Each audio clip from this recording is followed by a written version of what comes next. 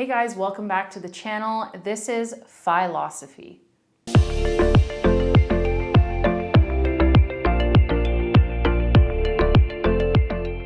Today we're going to be talking about the age-old debate of rent or buy. So I have a lot of thoughts on this. I have rented for quite a few years, probably about 7, and I've been an owner for about a year and a half. So I have opinions on either side, and we're gonna delve into it and try to figure out if there is an answer to this question. So the first thing I'm gonna talk about is location. Everything to do with renting and buying is 100% location dependent. You can look at a rent versus buy calculator for your area. Canada.ca has a really good one. You can play with the numbers depending on what city you want to live in and see if it's more practical for you to rent versus buy. This is a good place to start. Another key item with location is determining how long you plan to spend in that area. Are you in a phase of your life where you want to move for work? If you find a really good job in a different city, do you want to be able to move to a different location? Or are you already in a job that you're going to be in for as long as you possibly can, maybe even until you retire? And then are you going to stay in that city for that same amount of time?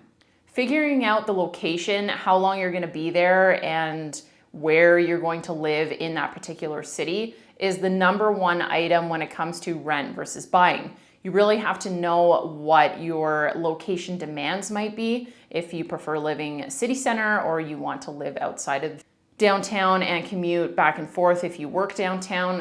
Now I'm gonna go through some of the pros for renting. So these are items that make it more attractive to rent over buying in a certain area. The number one biggest plus for renting is that you have a lot more freedom to be able to move. Usually leases are for 6 months to a year. Sometimes they're even month to month. So if you have a job opportunity in another city and you want to pick up and move, you are quite free to do so, where having a mortgage would really tie you down and you'd have to go through the whole selling process, which can take quite a long time depending on the market. So renting is great for those who aren't really sure if they want to stay in the city that they're already in, or if they want to maybe travel, move abroad, explore different areas, and just kind of hop around. Renting is perfect for if you're in this stage of your life. Another big bonus to renting is that you are not personally responsible for repairs or any kind of renovations or updates. Of course, this doesn't include repairs to any damage that you yourself do, but any kind of breakdown of something like a dishwasher or a washing machine, or some kind of flooding that happened from another unit, or something that is just the responsibility of the owner to repair, that does not come out of your pocket. That comes out of the landlord's pocket, so you don't have a huge financial burden if something in that apartment that you're renting breaks. Another big bonus to renting is that you have more control over where you put your money. So instead of having to put a down payment on a house, you can use that same amount of money, put it into the market, and invest it how you wish. This over time can make you way more money than the equity and paying into a mortgage. It could potentially, with compound interest, make you way more money in the long run than just throwing it onto a down payment into a property. Purchasing property will lock that money into it with your down payment, and you won't have the ability to invest it as you please. The way I like to think about renting and the money that you pay for rent is that rent is the most amount of money you will ever pay for a property. You don't have any kind of extras or maintenance or repairs. That rent amount, whether or not it goes up or down, that is the most amount of money you're going to pay for that place. Now let's go through the cons of renting. Con number one is that you're paying someone else's mortgage. If you want to own property at any point in your life and that is a goal of yours, renting could be seen as a con because you are essentially paying someone else's mortgage with your rent money. Another downside is that every year or every time your lease is up, your rent amount could go up substantially. Potentially it could go lower, but I don't think that happens very often. Or if you're lucky, it stays the same. And each time that lease comes up for renewal, you have to go to your landlord, negotiate, and try to figure out something that works. Personally, I have had to leave properties in the past because the landlord decided to jack up the rent when the rest of the rentals in the area were actually going lower. So it's very dependent on your landlord. You could be stuck with someone who's just not reasonable, and you have no real control over how much you pay in rent. It's so dependent on the market and whether or not it's in demand in that area, or that building is maybe more in demand than it was when you moved in. Another downside is that the owner of that property, if it is a condominium or a house where it's just a sole owner, they can sell that property at any point in time. If you have an active lease, of course, they can't just kick you out. But if you're in the position where you are really comfortable in a space, you've been there for quite a few years, and the owner decides to not renew your lease and sell the property, you're now in a position where you have to find new accommodations, potentially in a rental market that is way more expensive than when you entered that property. Another con is that you can't make any changes, any real permanent changes to a rental property. You can paint and do some minor things, but you have to be able to restore that unit back to what it was before you moved in. If you're someone who really values doing renovations and making a place really your own, renting can be a huge negative because you're kind of stuck with the layout and the amenities that that unit already has. And the last con I have on this list is that you have no real protection over rising rent costs. There's nothing like rent control, at least in the city that I live in, and you are definitely at risk of just a crazy inflating rent price, or your landlord deciding that they just want to up your rent. Now let's go through the pros of ownership.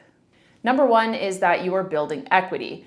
This can be seen as a way of forced savings. By paying a mortgage, a portion of that goes towards your principal amount, and you are building equity in that property so that by the time you pay off your house, you completely own it and you don't owe the bank any money.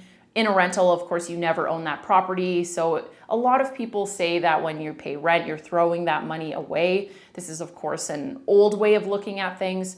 But if you do plan on spending a lot of time in one place and you have a great job, owning can be a huge positive because the money that you're putting towards your mortgage is essentially staying in your pocket instead of paying off someone else's mortgage. Another huge bonus to owning is that there is a potential that the property you purchase can go way up in value in a small amount of time. If you get lucky, it's essentially like winning the lottery, like a lot of investing and stocks and things like that are. But if you get lucky and you buy in when the market is not doing so great, and then in 5 to 10 years it explodes, you can make a big sum of money if you decide to sell, or you can just protect yourself by staying in that mortgage, that smaller mortgage payment, and not having to deal with the inflating costs of that market when it does go up. And that leads me to the next point, which is that your mortgage payments stay the same for the term. So if you have a term of 5 years, your mortgage payment amount is going to stay the same for that entire term. Once that term is up, then you renegotiate your next mortgage term. But for those first initial years, it will stay exactly the same. So this makes it really easy to budget. You don't have to worry about inflating rent costs or any kind of issues with your landlord because that amount is locked in with your bank. Pride of ownership is another item where if you really value having your own space, being able to make the changes you want, doing renovations, really making something your own, making something truly yours and your home, this could be a huge bonus for you in terms of owning a property. Let's move into the cons of ownership.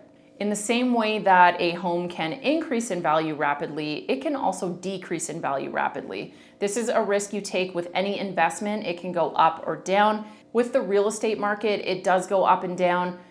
Currently, it seems like it's only going up, but at some point it could go down and you could lose home value. You could potentially be underwater, which is owing more on your property than it's actually worth. My second property, for example, I purchased at $139,000, and about 3 or 4 months ago, it was valued at $116,000. So this is quite a big drop in the value. However, now it is worth more than I paid for it. So you can see it can go up and down over a pretty short period of time. This is a huge risk. You don't want to be stuck in a situation where you need to move for a job or sell a property where you're potentially going to be selling it for less than what you purchased it for. Another downside to owning is that you're really locked in when you own a property. You're kind of stuck where you are unless you're able to rent that property out and you're interested in becoming some kind of landlord where you can leave that city and then rent out your property to someone else. But if you're looking to uproot your whole family and you rely on that money that's locked in your mortgage to purchase your next property, it could be a very long process to selling that property, from anywhere from a month, let's say, to years, depending on what the market is doing. So it really does tie you down to a certain location, and it's quite inflexible to move if you feel like you need to. Another downside to owning is that the money that you put down on the property, as well as any equity that you've built up, is truly locked into that property. You're not able to take it out, invest it, spend it, do anything with it, unless you go through a process like a home equity line of credit. If you're taking money out of your home equity line of credit or something similar, that could spell disaster for you in the future if you are not able to make those payments. Another thing with owning is that you are on the hook for every kind of repair, maintenance, and everything to do with your property. So unless you're in a condo building where the major systems in the building are taken care of by the condo fund, if you own a detached home, if your roof has issues, if you have heating problems, foundation issues, any kind of lawn maintenance, any kind of home regular maintenance, plumbing, electrical, you name it, you are on the hook for every single one of those repairs. You have to either try to fix it yourself or hire a professional, which can come at a very high price. So what I like to think of for owning a property is that the mortgage is the lowest amount you're going to pay for your property, because there's so many other expenses that come into home ownership with repairs and regular maintenance and decorating and renovations and buying new things for it. And I don't know, there's so many things other than the mortgage is not the most you're going to pay for that property, like renting. The mortgage is the least amount you're going to pay for that house. So to wrap things up, let's go through my conclusions on the rent versus buy debate. Number one, renting is not always worse than buying. This is a myth that is perpetuated by a lot of the older generations when purchasing a house was a lot less expensive and they didn't have crippling student loan debt or any other kind of major debt, and they were making practically the same amount that we're all making now. So renting is not always worse than buying, and this is very location dependent. Not only is it location dependent, but it is hugely dependent upon how long you plan on spending in that specific area. I've heard if you plan on spending any less than 5 years in a location that you should not purchase property there. Because when you buy and sell property, there are closing costs, realtor fees, and a lot of other fees associated with selling a property. Not to mention, if you break your mortgage term early, there are huge monetary penalties sometimes for doing that. Owning a property can be a great investment for those of you who are, one, planning to stay in a location for a long period of time, 5+ years. Two, if you're planning to renovate and potentially flip a property where you buy something that isn't in the best shape and then you do a bunch of work on it, renovations, and sell it, and hopefully make a good sum of money. This takes quite a bit of skill, and it's not something I would recommend to beginners or people who have not been in the housing market in the past, but this is a viable option for people who are experienced in the trades and know a little bit about home renovations and creating something that people want in terms of what they're gonna pay for and what's gonna increase the value of a property. 3, making it into a rental property. If you have plans to eventually become a landlord, maybe this is part of your retirement journey. Maybe you want some passive income and be able to retire a bit earlier and just take care of your properties and your tenants. Investing in real estate could be a really good option for you, and you can do this remotely in different cities. You can hire companies to manage those properties for you. So this potentially could be a good option if you're looking at doing that as a career. And the 4th item is that if you get really lucky in the housing market, it could be a good investment, but that is not something you can really predict. Same way if you buy a hot stock when it's low, you'd make a lot of money, but you'd have to know that it was gonna do really well, and no one really knows that. So it's essentially gambling, but it can be a good investment if you get lucky. And finally, in my opinion, renting is much better for those who are not really tied to one location, aren't sure where they want to live yet, people who are more of a nomad type of lifestyle where they want to move around and kind of follow wherever work takes them. I don't recommend, if you are into moving around and seeing different cities and trying different things out, moving abroad, to purchase property unless you're planning on making it a rental unit while you're off and away. Let me know in the comments below about what you guys think about rent versus buy. If you think that buying is always going to be better, if you prefer renting, and what your long-term plans are and how they tie into your FIRE journey.